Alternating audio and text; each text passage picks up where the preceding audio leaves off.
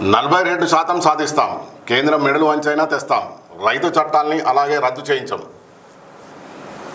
BC రిజర్వేషన్లపై బీజేపీది ద్వంద్వ వైఖరి.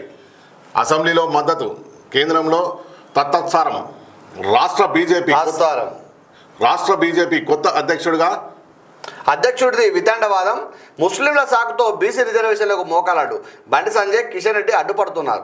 దేశానికి రోల్ మోడల్గా తెలంగాణ కులగరణ.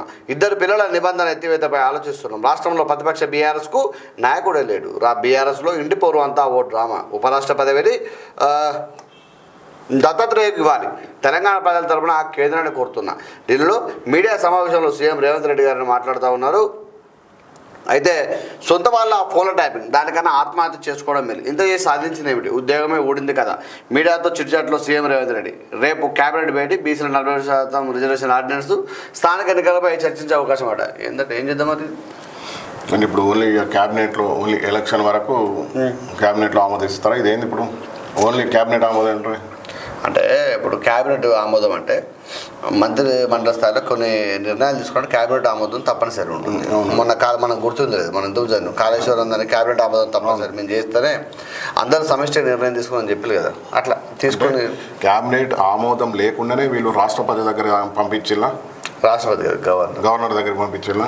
అంటే ఇక్కడ తీసుకుంటారు. అది క్యాబినెట్ ఆమోదం తెలిపే గవర్నర్ పంపించినారు. ఆయన చేయకపోతే మాకు మేమే ఇచ్చుకుంటామని చెప్తారంట అట్లా.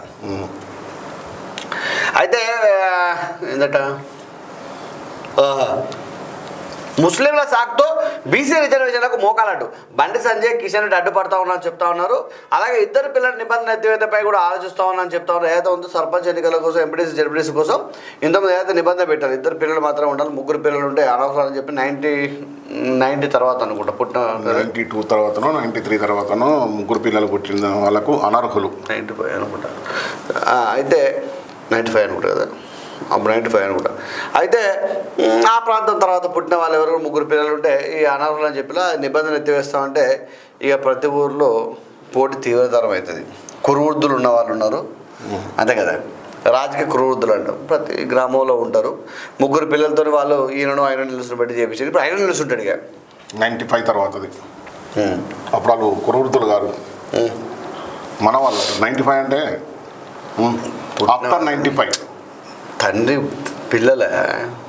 ఇప్పుడు 50 సంవత్సరాల వ్యక్తికి 30 సంవత్సరాల పిల్లలు అంటే 95 పుడతారు, 30 సంవత్సరాలు వచ్చినట్టే కదా, అంతే కదా.